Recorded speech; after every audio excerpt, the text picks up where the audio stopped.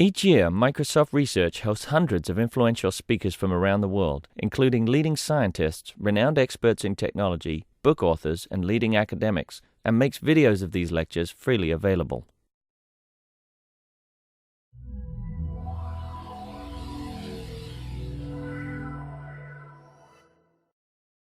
We are happy to have Kostas Bimkis. Is that so? Tell me how you. BB, the same thing. What? The same thing twice. BB. So it would be easier if this was a B. MP was a B. Bibikis. Bibikis. Yes. Bibikis. Okay. Oh, yeah, that sounds much more Greek than. Yeah. Okay. So we're happy to have Kostas Bibikis. So M and P is B in Greek. So And what would be the Greek letters for it? M and P. There's no B. Yeah, pi, yes. Mu and pi. Mu and pi create a B. B sound. Uh-huh. Well, then how come your name doesn't start with a mu pi? That's a good question. Okay. You've got a lot of explaining to do, Kostas. Okay, but first, Kostas is going to tell us about the dynamics of information exchange in endogenous social networks. Thanks for inviting me here. It's great to travel all the way down from Prospect to Memorial. I'm going to be talking on my work on the dynamics of information exchange in endogenous social networks. And this is joint work with my two advisors, Asu and Aaron. Also, I'll be talking about some ongoing work with a fellow student, Ozan, that is actually applying for an interposition here. So, okay, so before I go on and talk about my work related to social networks, I'll give you a brief introduction to what else I have been doing during my PhD years. Starting from that corner down there, this is a work I finished with Asu and Aaron. The main goal of that work was to study a two-stage competition process between a number of firms that first pre-commit in capacity investment and then compete in prices after they observe the capacity decisions of their competitors. The idea, the goal of that project was to quantify the efficiency loss from the decentralized nature of the competition process. And the actual result was a tight bound on how much efficiency is lost because of no centralized authority that that dictates the investment and pricing decisions. This work here studies yet another competitive environment that has a completely different flavor. The problem there is that firms face is whether to invest in costly R&D with unknown returns or attempt to free ride on the experimentation efforts of their competitors. We showed that in the absence of any coordination mechanisms, there is a lot of efficiency lost that can manifest itself in two ways. First, the aggregate investment in the industry when there are free riding incentives is arbitrarily low. And secondly, there is a long delay before any innovation takes place. Then we considered two different coordination mechanisms. We show that direct subsidies from a third party do not restore the experimentation incentives and free riding still prevails. On the other hand, patents that have that take the form of a conditional transfer between the innovator and the firm that actually copies. These mechanisms, patents, if they are appropriately designed, can both restore the experimentation incentives and allow for efficient transfer of knowledge when it's socially optimal. But I can talk about those offline. Today I'm going to focus on the center of the diagram. This is my work related to the study of social networks.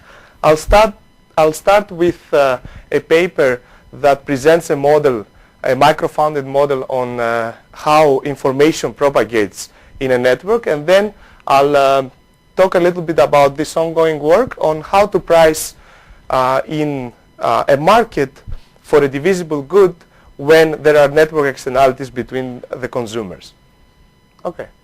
So here is my motivation for the study of social networks. I would say that word of mouth phenomena are prevalent in several facets of our social and economic lives, and in particular they're instrumental in consumer research for new products or the formation and evolution of political opinions during the election process. And the question that arises is how can a firm or how can a firm take advantage of those social nailing phenomena? And I'm putting here a few example applications like targeted advertising or price discrimination that can potentially favor early adopters that then spread the word for a new product to the rest of the society, or using online social networking as a feedback mechanism that can assist product development and quality control. Here is our framework in a nutshell. The framework features an unknown state of the world that captures the unknown quality of a new product or the unknown competency of a political candidate. The dynamics of information exchange are captured by the beliefs of individuals about the realization of the state. Okay? These beliefs evolve by incorporating public and private information that becomes available to the agents, as well as communication among them. And individuals take actions whose payoffs are conditional on the underlying state. And a main feature of the model is that the timing of an individual's action is endogenous. And in particular, the individual not only chooses which action to take, but also when to take it. And you'll see why this makes a difference in this model. What does endogenous mean in this context? Endogenous means that and in particular in terms of the timing of the action, it means that the agent herself decides when to act. It's not exogenously pre-specified. So the questions we want to address in this framework are the following. First, what is the role of the network structure in the formation and evolution of opinions, of beliefs? And secondly, under what conditions do these dynamics that I'll explain shortly lead to efficient aggregation of dispersed information that may lie in different locations in the network, and who are the key agents in this aggregation process? The main challenge that we have to face in this framework is that agents strategically interact with one another in a way I'll explain now. So this is a toy illustration of the model. Suppose that Mr. A wants to decide whether to take vacation in Greece or Italy in the summer.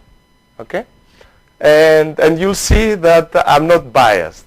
I'll try not to be biased. So in any case, agent 1 is embedded in a social network and potentially can find out more about these two vacation spots from his peers in the network. Suppose that in the beginning, at t equals to 0, everybody has some opinion, some signal about whether Italy or Greece is a better vacation place, and this is the information that that lies in the network at time t equals to 0. Then at time t equals to 1, agent 1 gets to know all the information that lies directly accessible to him, and in particular the information that agents 2, 3, 4, and 5 have. All those agents that are at most one hop away from agent 1. And incorporating that information, agent 1 updates his belief. And in particular, 4 people favor Greece, and just 1 person favors Italy. Okay? Now, what happens is that agent 2... Isn't he taking his own own opinion more strongly than anybody else's, or not? It depends on the signal structure. Throughout the talk, I'll assume that all signals have the same precision, and in particular, they're equally informative. But this can change. I mean, you can incorporate a relaxation of this model by assuming that my signal is more informative, or my friend's signal has already been to Greece is more informative, and so on. What precisely do you mean it's equivalent? I could say, okay, the coupling of the random variables between me and my neighbors is all the same. But it could be that one of my neighbors has much more neighbors and therefore collects much more Very information. good point. Very good point. I'll come back to that.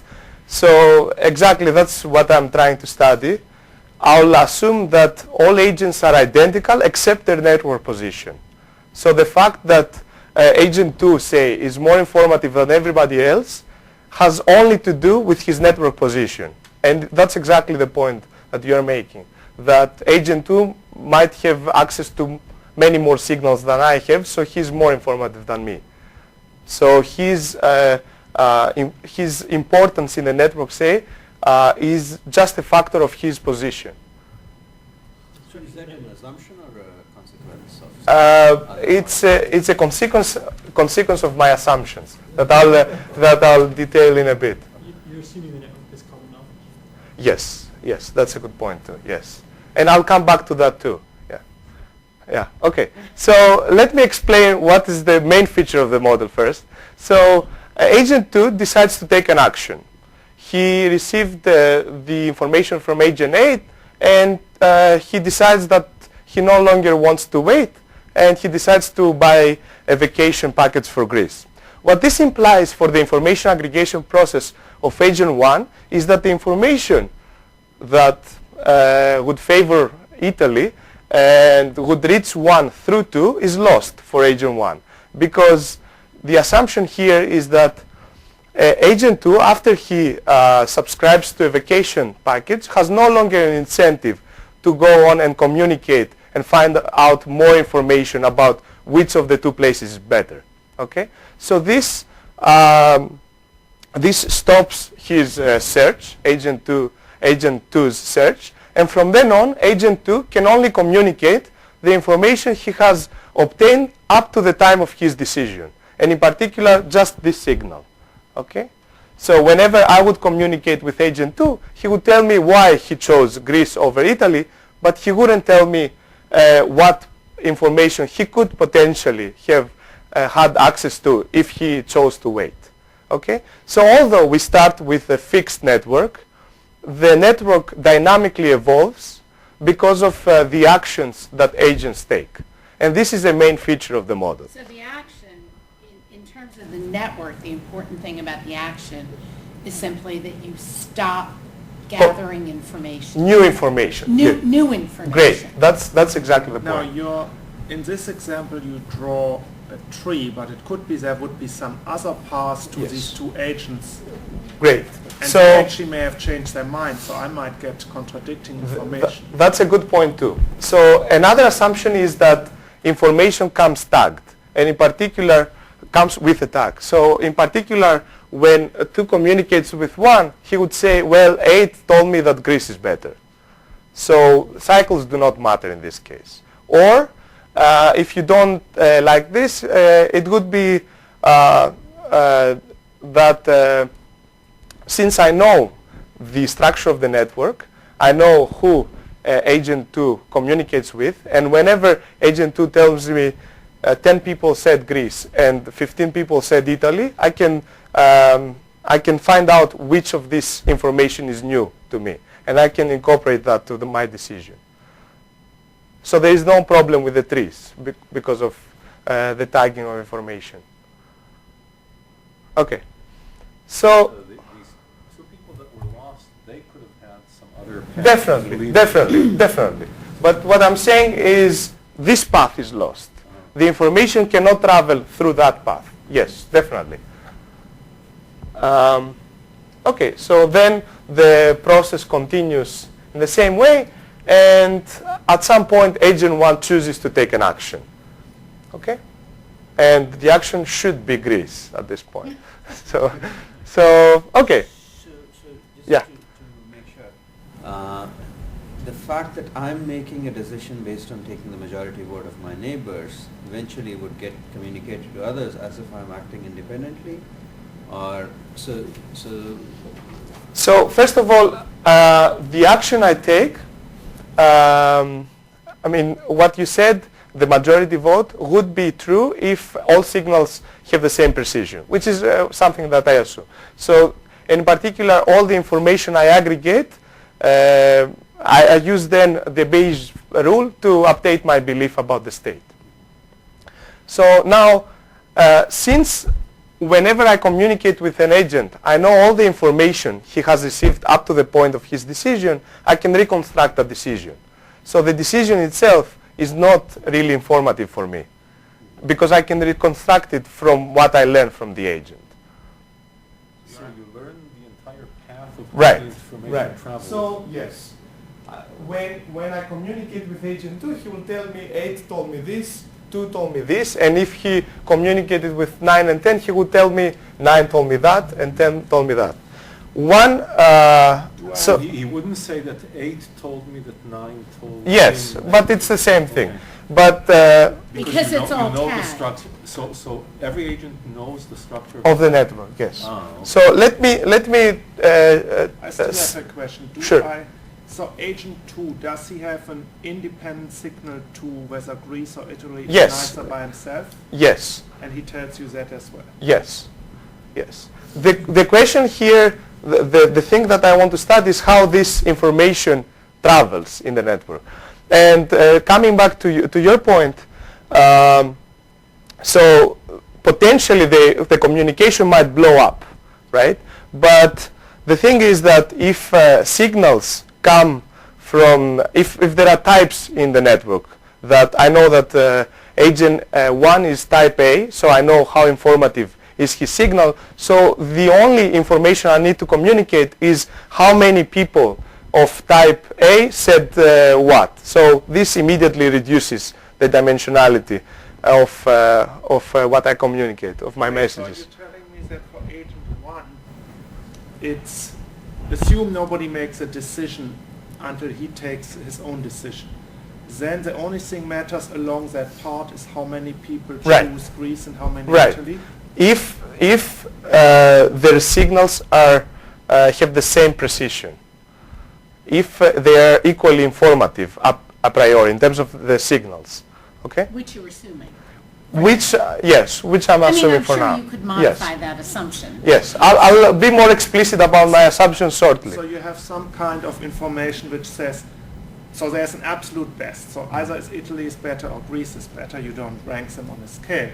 And then you have just some conditional probability that I think Exactly. Greece is best conditioned on it Exactly. being best, and I think Italy is best conditioned on it. That's the simplest way of thinking about it. Yeah, there is a biased coin, pretty much. And the Yes. communication Just, is one directional? Not necessarily. So the links are assumed to be one directional, but it could be the case that 2 had a link to 8. That's not necessary. I just drew this so that I focused on agent 1. So aren't the actual identity is important in the case that you do have cycles? Let's assume that there was also an edge between 8 and 1. Okay? Right. And now 2 already decided that he's going to Greece, so what he's going to report to 1 is that 8 told him that Greece is better, and therefore he decided to go to Greece. Right. But at a later point, 8 may change his mind because he has 2 neighbors that prefer Italy. Sure. And therefore he may report directly to 1 that he actually prefers Italy. Sure. So 1 will have 2 telling him that 8 prefers Greece, but he directly knows that 8 prefers Italy.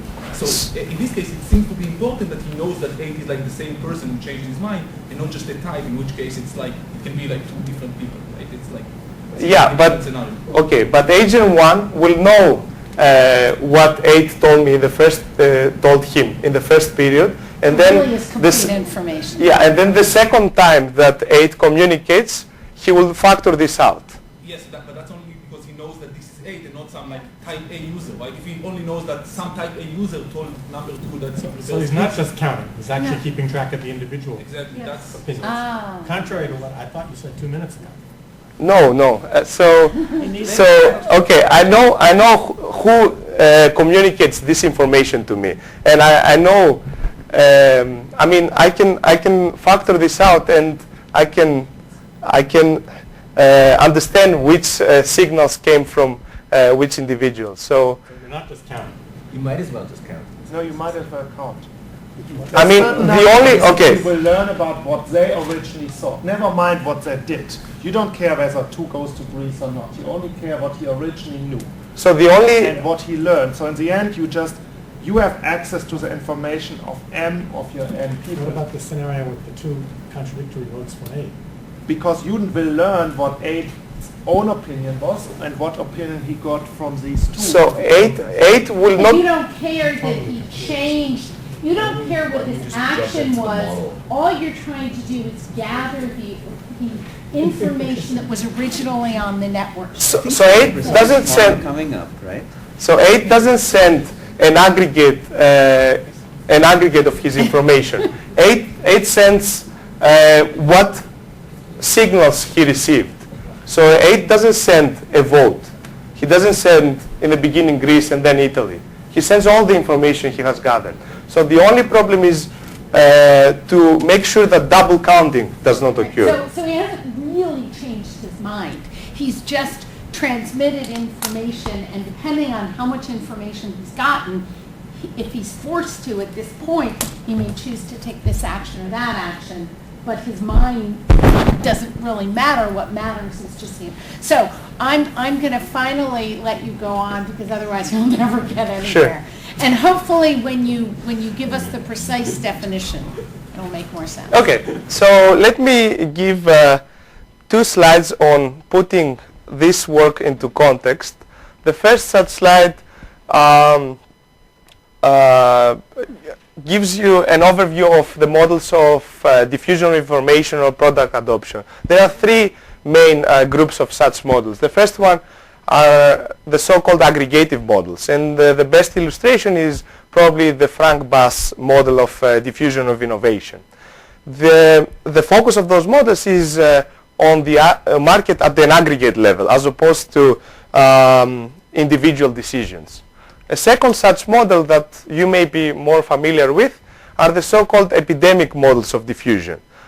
There, information is kind of treated as a disease, and a good illustration of such a model would be if I buy a product, or if I know something, then my friend knows this thing or buys the same product with probability P. The third category that our model falls into are the so-called microeconomic models, and there the assumption is that individuals are rational, they have access to a utility function, and they take actions so as to maximize this utility based on the information they've gathered up to the time of the action and beliefs about the future. And the emphasis we put is on how the social network affects the decisions of the rational individuals.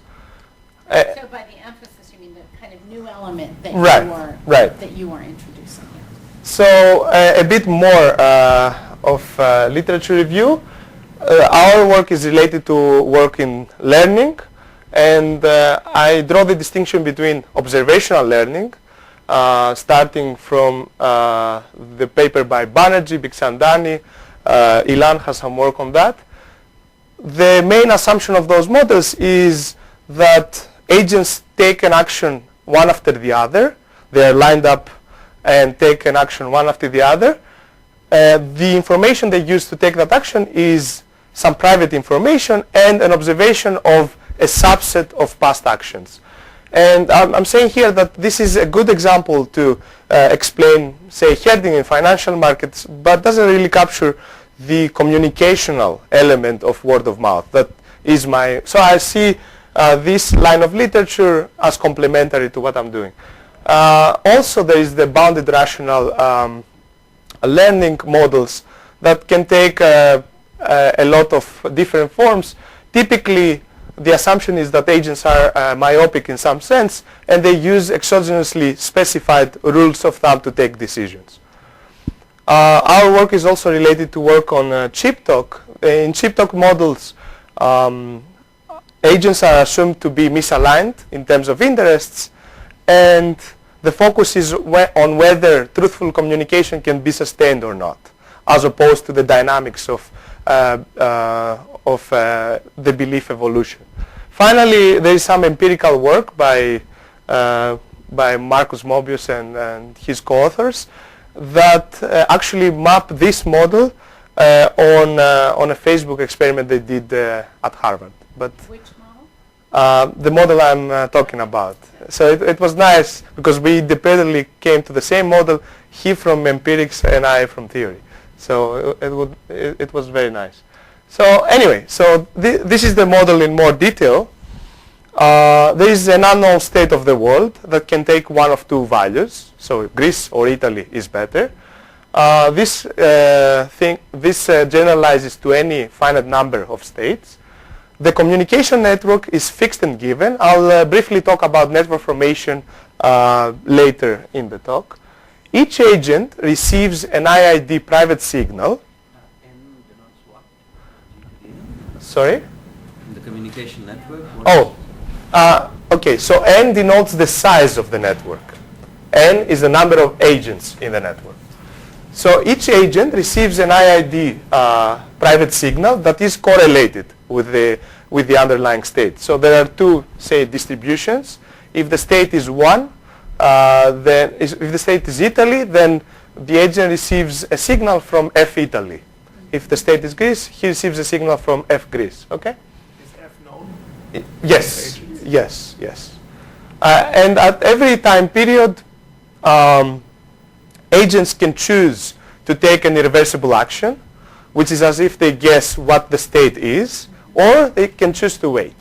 The utility of an agent is equal to pi if he guesses correctly, discounted by the number of periods the agent took, delayed before he took the action. So now this illustrates the trade-off between waiting and obtain more and more information and potentially taking the correct action with higher probability, and earlier actions because of the discounting factor. So theta is a global state? Mhm. Or okay. Yeah, so let me talk about the assumptions here. Yeah, sorry. What's pi? Pi is the utility that the agent derives when she guesses It's correctly. uniform for all Agents. utilities. Yes. And you don't really have, you only have waiting cost. You have not cost of obtaining the information. Yes. You don't say if I have 10 neighbors, I have to invite them all to dinner, so it costs me more. Right, right. So I'll talk about that as well when I talk about network formation. But in the current... And what state of theta is Theta is the state. State of the world. Right. You either, Okay. it's Greek either is Greece the- is the right decision or Oh, I Italy see. is the right decision. So you assume that there is For one everybody. universal right decision. Yeah, let me talk about those assumptions, Okay. because that's a good set of points actually. So I assume that individuals are identical in terms of discount factor, which models their patience, signal structure, and preferences. And the only source of heterogeneity is the social network position. Okay? I claim that this is not a critical assumption. Point one. What are Critical in the sense that you in the qualitative nature of the results, and I'll explain why. So assumptions 2 and 3 are critical. So assumption 2 says that there are no payoff externalities, and in particular, if I go to Greece, then Greece is not more attractive to you. Okay, and finally, the third assumption is that less attractive, yeah. And finally, the third assumption I'm making is that there is no information obtained after an action is taken from that particular agent. So let me say first why these are two critical assumptions. I will start with this. So if 3 was not there, so if, say for a product, you buy the iPhone, then you become more informative for me. Then I may have lied to you so that I induce an earlier action from you and have access to the more informative experimentation of yours. So this would introduce many issues of strategic experimentation on top of the information exchange process. So we chose to make this assumption. So let me go back here. The reason we made these assumptions was so as to focus on the network structure. And I guess the most unreasonable one was the preferences. So let me talk about the preferences. First, around my social network, I can assume that the preferences are correlated with mine. And secondly, if this is not convincing, I can assume that the communication is on arguments about on verifiable features of the underlying state. And in particular, I could say that Greece has the Parthenon. This is a verifiable statement about the underlying state. And the way somebody interprets this has to do with his preferences. So the communication doesn't have to do at all with the preferences. The way I perceive the information has to do with the preferences. Okay? So even if the preferences were totally different, the fact that the communication was on arguments about the underlying state makes it so that there's no conflict between So agents. You're not assuming that everyone tells the truth. Not yet. I mean, I'll assume this and I'll come back to that. Just not give you totally random information. That's a good point. I'll come to that. Yes, that's a very good point. One thing you're assuming, is that every information transmission is costless.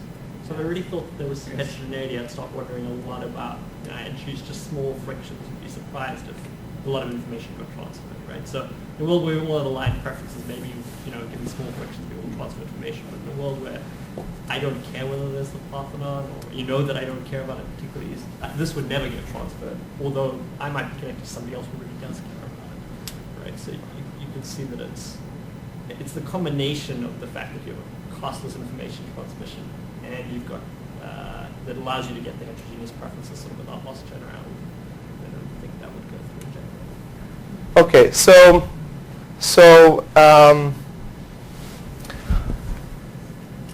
whenever somebody talks about word of mouth, there's not much. Why would I lie to a friend of mine on whether Parthenon is in Greece or not? I would choose not to disclose that information. That's a very good point, and I'll show that our results hold even in that case, and you'll see why shortly. You're not going to assume that people tell the truth, but you're going to convince us that they're going to tell the truth. No. So I'll assume that they tell the truth, and then I say that even if they were given the opportunity to lie, they wouldn't. But Okay? they might still withhold information. That would Which be is the same different. thing. That would be the same thing in my model. It's different, but it would be the same thing in my model. Okay?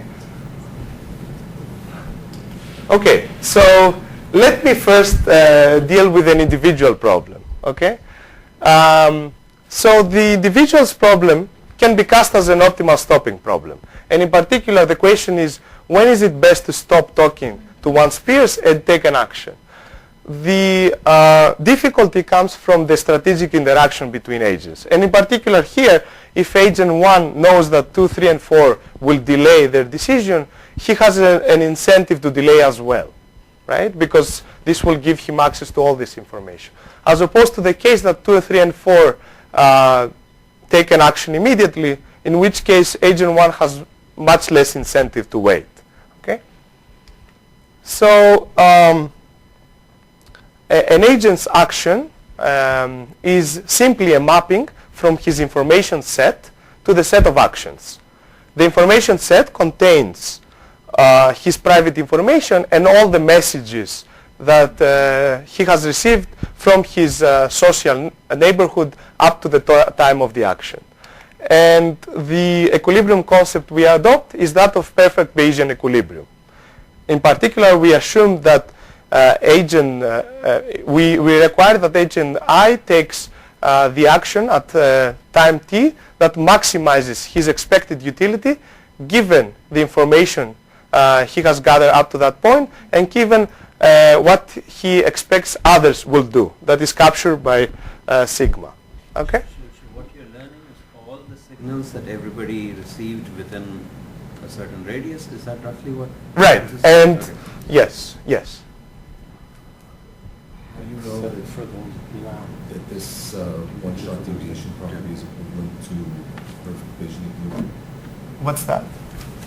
So you define your equilibrium here as a one-shot deviation. That Right. The choice I make at time t has to be optimal given everything in the future, but given the strategic interaction and the sort of the potential dependencies on future behavior from my action, how do we know that the one-shot deviation property actually holds in this context?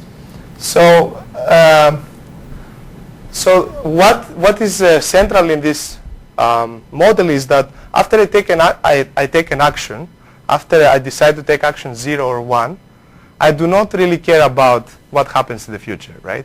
Because my payoff is realized up to that at that point. So this lets us do this, what we have here. Okay. So is this equilibrium unique? No, not How necessarily. do the other people enter? Here. That models. As So I'm. the actions they have currently taken, or is that Up to time t, yes. Their actions up to time t, right? So sigma n models their way of behaving up to time t and after that. So And after. yes, wait? So then, how does T enter? t is the time that I'm choosing to take an action or not. T is It's the my belief about how they are going to behave in so the future. so Or, this models what happens at time t. you know, what's gonna happen in the future. So this just says that for this profile to be an equilibrium, the action that I choose at time t has to be the one that maximizes my utility at time t, based on the information I would have gathered up to time t, and based on my assumption of how others behaved before and after that.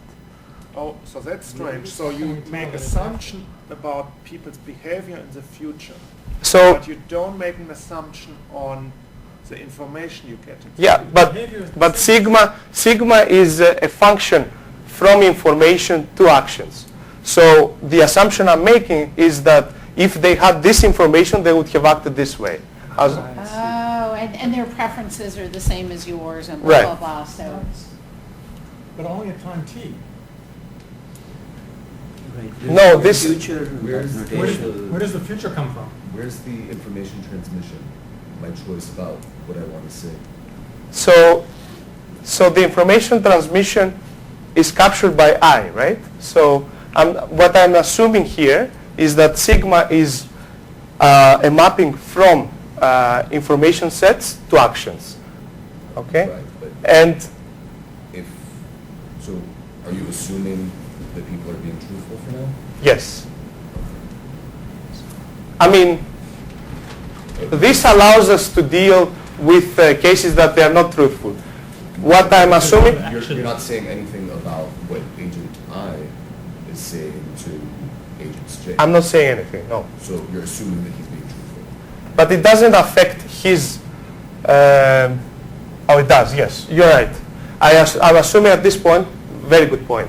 I'm assuming at this point that whenever I communicate, I have to transmit my information to the people I communicate.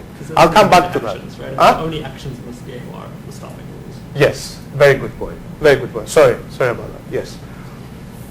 So we are interested for the information aggregation process in large societies. Okay, and to capture that, we introduced the notion of asymptotic learning, and in particular, we say that asymptotic learning occurs along an equilibrium if the fraction of agents that take the correct action as the society grows larger and larger goes to 1 in probability. And in particular, what we do is we consider a sequence of communication networks of increasing size. Okay? And we play this game for each communication network. This gives rise to an equilibrium that is associated to that communication network. And we look at what happens in the limit as the society grows large. Wait. Regardless of the shape of the network? So this is the definition. That's the definition, and then you're going to prove to us that when the network has certain characteristics. Right. So I'll prove. Because if it's disconnected. Of course. for So I'll example, prove you're not- conditions under which this is true. So is there any relation between these networks? For Not necessarily. So it's just any sequence? Not of necessarily, but you could think of it being a preferential attachment network or whatnot. Okay. Yeah. Are you choosing the equilibrium along the sequence? Right. So- because don't you have, I mean, how do you know you have convergence? There may be many equilibria and so on. So, okay, so given a communication network, there is an equilibrium. So Lots of equilibrium. I agree. But I'm looking at a particular equilibrium. So sigma is a sequence of equilibria. There may be many sigmas. So- Okay? So you're going to give me the G's and you're going to give me the sigma, and then I'm going to calculate this limit. Yes. That's your story. Yes. Yes. Exactly. And I'll say conditions on the sequence of G's that this is true. And maybe on the sigmas, or you don't care about that. We do care, but I'll show that whenever these conditions on the G's are true, all sigmas lead to learning. Okay? The first result is a simple characterization of the optimal action as a function of my information and what I've received from my network. And in particular, it takes the form of a threshold rule. If agent I at time t, if the log likelihood ratio of my private information plus the sum of the log likelihood ratios of the messages I have received from the network is smaller than a threshold that models the future, the value of the future information, then I take action 0. If it's larger than a threshold, I take action 1. Otherwise, I choose to wait. Okay? What's this DF1, DF0 thing? Oh, so this is the log likelihood ratio. So this models how more probable state 1 versus state 0 is given a particular signal, given signal X. So say that somebody tells me that Greece is better. How more probable it is that Greece is actually better than Italy. That's what this captures. But that may depend on F0, right? Is it, I mean, I have some a priori distribution. Mhm. Now you give me a signal. So now Greece will be more likely to be better. But how much more likely could depend on F0, right? That's the result here. I say that given F1 and F0, which I know, Oh, that's how I interpret the information. Oh, it's just the original F1. F0, Right, yeah. Not No, like, okay. no. Okay? So let me go to the analysis now, and I hope that everything will become clear. Now, the first... Yeah, sure. So, what is exactly XIT? XIT is the action that agent I has to take at time t So that when the communication... should be the X or in the definition of the ratio. Oh, no. This is a signal, yes. So the first step of the analysis says remove all the strategic considerations that actually make this problem interesting. And in particular, even after you take an action, I assume that new information can go through that agent. The second assumption comes back to your points. Information is hard, and in particular, I can't lie about it, and also has to be disclosed, okay, whenever there is communication. Okay? So I claim that although this is a totally uninteresting environment in terms of game theoretic considerations, I'll use this as a first step in the analysis, and then I'll go back to relax both assumptions. For exposition purposes, I assume that signals are binary and they have the same precision. So the best way of thinking about those are the coin flips, biased coin flips. Okay? So what is the signal? The signal is, is the signal just the one where I decided Greek is better? What is the signal? The signal is at the beginning, I flip a coin, okay? I know the bias of the coin. I get 0 or 1. I get heads or tails. So everybody flips a coin, and then they exchange these coin flips. And this is but there was supposed to be an underlying distribution F0 and F. Right. So I know the bias.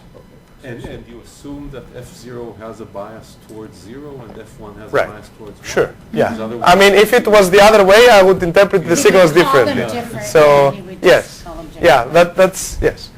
Okay. So the first definition is that of a minimum communication radius. This can be thought as the earliest time that I'll exit and take an action based on any realization of the private signals. And in particular here, if agent A observes 4 ones in his neighborhood, he might choose to exit at time t equals to 1. If he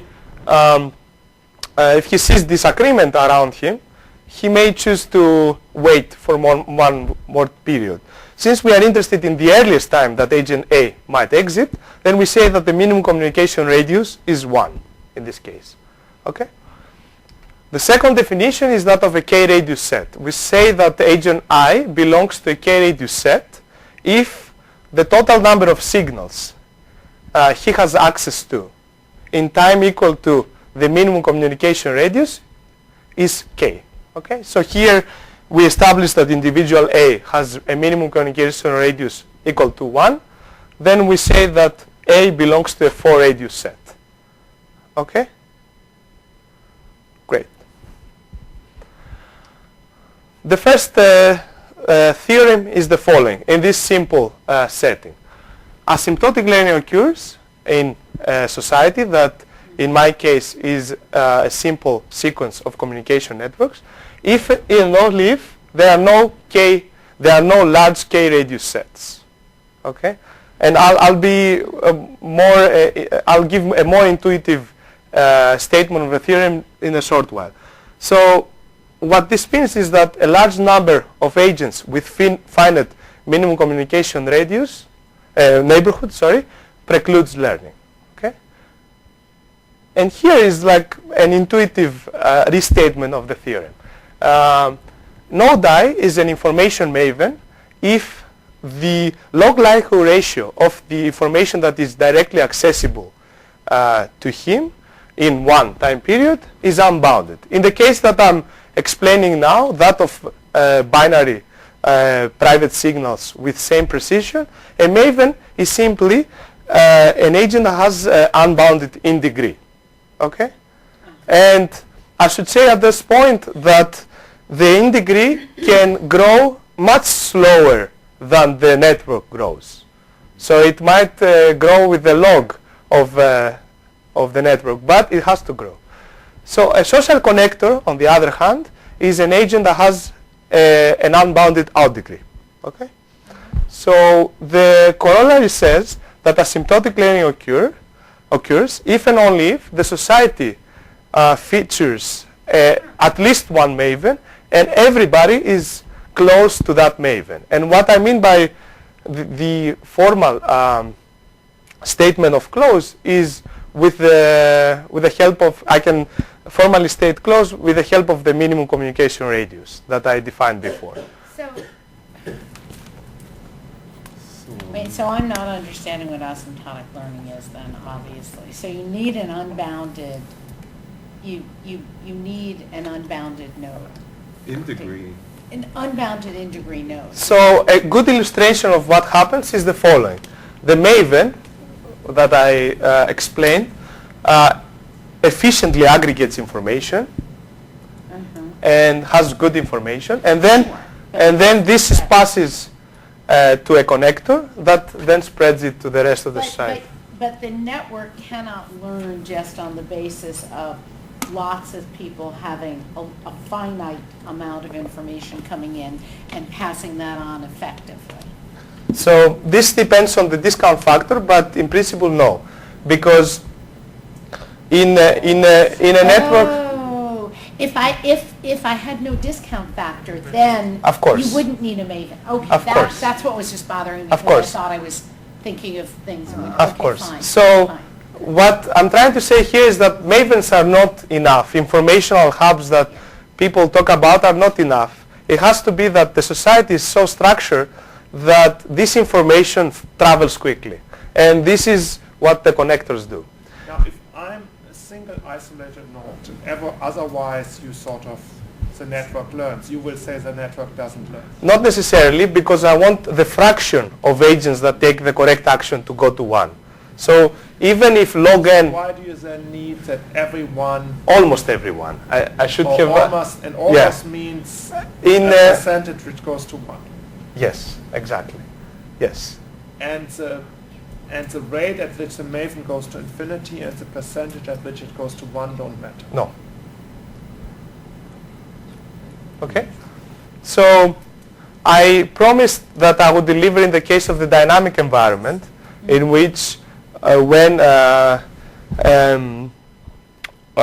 agents exit, the information paths are destroyed. I claim that my modular some mild conditions that I don't have time to get into, as the result that I just spelled out carries over in that case, in that environment. And the idea is the following.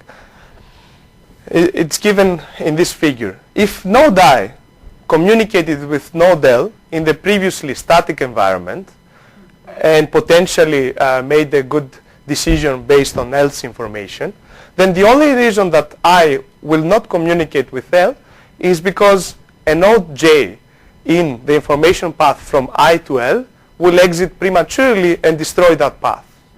Okay? What I'm claiming, though, is that if I has an incentive to wait all the way and communicate with L, the incentive will be even higher for J. So using this trick, I can map the static environment to the dynamic environment that I'm considering here. And this, so far, is not dealing with whether information is hard or not. I haven't talked about this yet. So this deals with the fact that the environment is dynamic and information paths can be destroyed. Okay? This depends on all the nodes having the same ideas. This depends on the nodes having the same discount factor. Yes, that's a crucial assumption here. Okay? Yes. Okay. So before I tackle the issues you raised about whether information is hard and needs to be disclosed, I will talk about efficient versus social use of information. And in particular, to motivate this, I'll say that I'll ask the question, is more information better? So if a node has access to more information, is this better for the group? The answer, obviously, is no, because what may happen if a single node or a group of nodes has access to more information is that they may take an action earlier, and this may lead to less search and less aggregate communication over the network. So the question that arises naturally is when does a group use dispersed information efficiently? Okay? And the answer to that, and that I think is a crucial result, is that asymptotic learning is a sufficient and almost necessary condition for efficient communication. So I talked about learning. That is a concept that I came up with and might seem unreasonable, but what this learning condition captures is efficient communication as well. So, and in particular in networks that learning occurs, a social planner that would dictate when people stop communicating and take actions would not be able to do better. Okay? So this is a very nice result that maps learning with efficiency of information transmission. So define efficient information? I did not, so because I didn't have the time to do so. So in order to talk about efficiency of communication, you would have to contrast this equilibrium model that I was talking about with a case that a social planner dictates when people take actions. Okay? And cares about maximizing the utility of the group as a whole. What I'm claiming here is that when asymptotic learning occurs, then a social planner cannot do better. And this is an if and almost only if result. What is almost? Yeah, that's a very good point. So the qualifications for almost need some qualifications on the connectivity. So in particular in a network that all nodes are isolated, learning does not occur, but the social planner wouldn't be able to do better. So we need some assumptions on connectivity and some assumptions on how disjoint neighboring neighborhoods are. So if me and you are neighbors, if we always have access to the same information over time, then a social planner could not do better than equilibrium. So we, as neighbors, have to have some disjointness in our neighborhoods. And what the social planner would do is, Expansion? what's that? Like expansion, We have to have, disjoint expansions, yeah. But not on how fast the expansion occurs.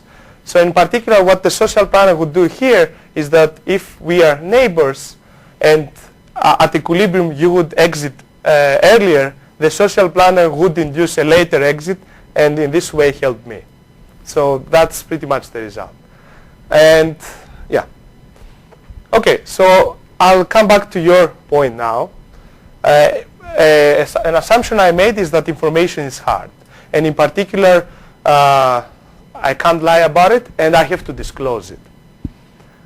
When you introduce strategic communication, and in particular when the messages are sent become a part of my strategy, then there's a whole new set of issues that arise. And we haven't tackled that part of the problem fully. What a result we have in this case is the following. When asymptotic learning occurs in a network, then being truthful remains almost an equilibrium. Is an epsilon equilibrium where epsilon goes to 0. And the intuition behind that result is the following. Suppose that I communicate with a Maven. So first of all, we established that asymptotic learning is crucially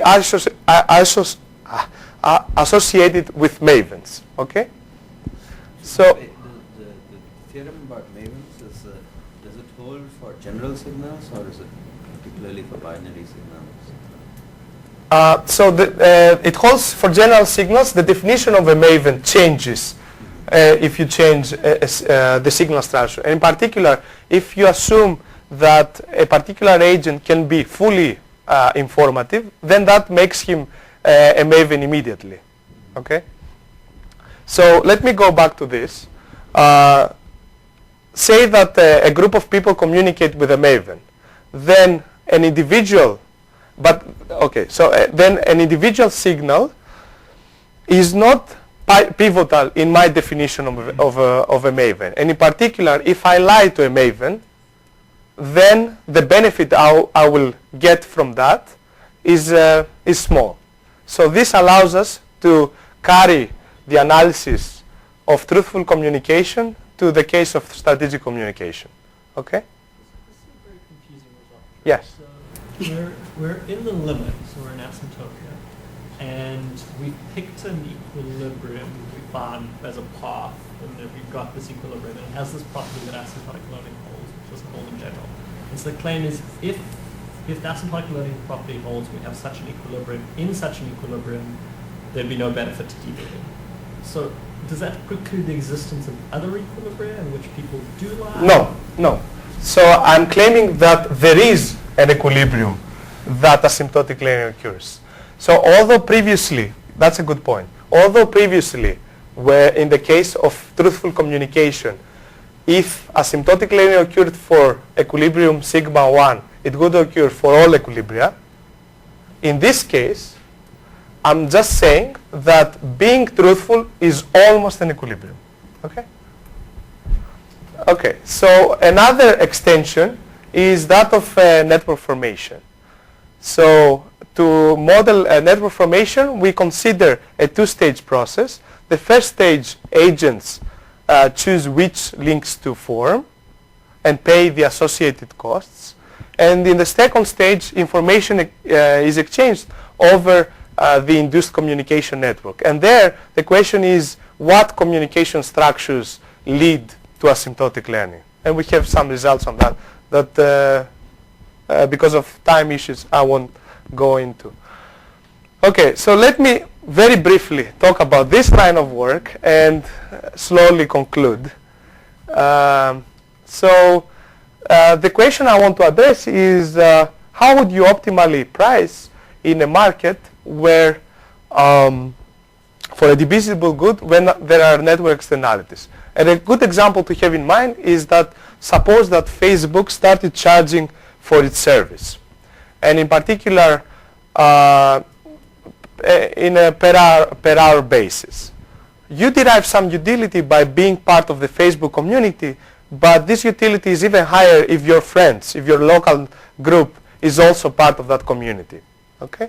So the question is, how would the monopolist exploit these network externalities between consumers? Okay? To model this problem, Wait, I don't go back. What monopolist are you talking about? He wants to know. No, I want to know exactly that. So, do you assume that all these properties are owned by one monopolist, or how? No. So, okay, these are... Because this seems to indicate competition. Okay, very good point. So competition is future work. But this picture, I should just leave out all but one. Let's say I keep Facebook. No. I mean, these are different industries that satisfy generally satisfy the conditions on my model. So Facebook is the social networking industry. Okay. Microsoft Office is, you know what it is. And so on, yes. So you assume each of them actually have a monopoly. Right. They're each the dominant player in their space. No, he really wants monopoly. Okay. I'll talk about how to model competition briefly. So at least with Facebook, it seems that it's the case because it's free. Okay. Yes. Okay. So a better example. I wanted to start with Facebook because everybody knows what it is, and I can it makes life easier. But so another example would be online games, right? You have World of Warcraft, which is not free. So how would the World of Warcraft company price discriminate its customers? Okay. So now coming back to modeling, I consider a two-stage game. The first stage, the monopolist chooses prices, and they can be tailored to each individual. And then the second stage, the individuals choose consumption levels, okay, so as to maximize their utilities. An agent's utility takes this form, has three terms. The first term is the utility that the agent directly derives from his own usage. The second term is the utility he derives from his friends, right? And here G models the network structure. And finally, the third term is the cost of usage. Okay.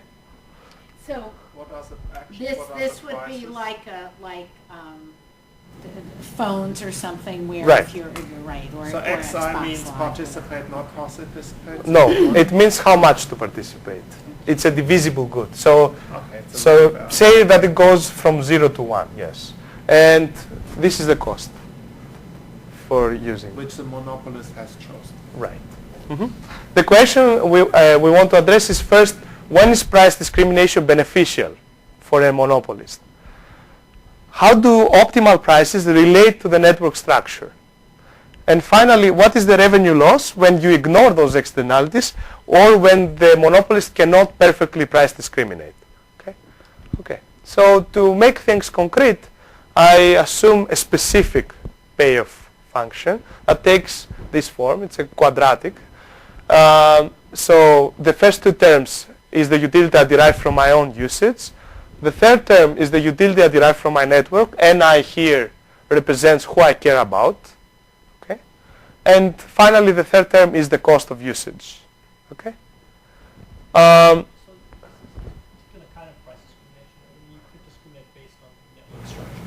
Perfect price discrimination would be presumably a mapping from any type to price. So in this case, okay, so in this case, type means network position and utility function.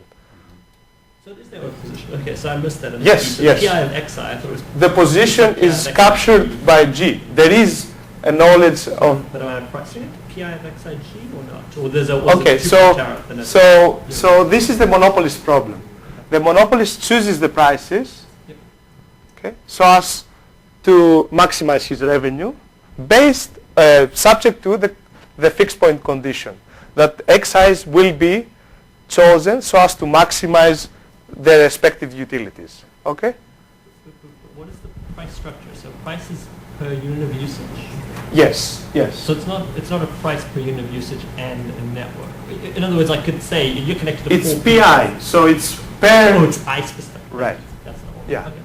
There is the price discrimination element. Right. Okay. You are connected to 4 people. You profit more. I charge you a higher price per usage. That's almost what I'm getting to. Yes, that's the optimal prices. And although they're like hard to parse, I'll try to give you like an idea of what they're trying to model. So they have 3 terms. This is a fixed price. This is a markup that the monopolist can impose on individual because of the utility he derives from the network. And this is a discount that the monopolist offers to an individual because of the utility he transfers to his social group.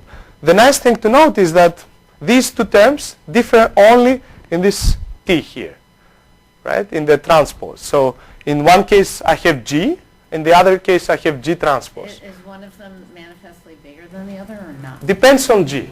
So it depends on G. Right. Okay. So In particular, for an undirected graph, the 2 terms cancel. That's a very good point. Yeah, that's exactly the case. When the influence is symmetric, or if the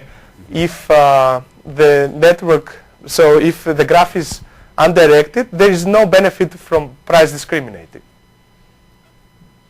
Okay?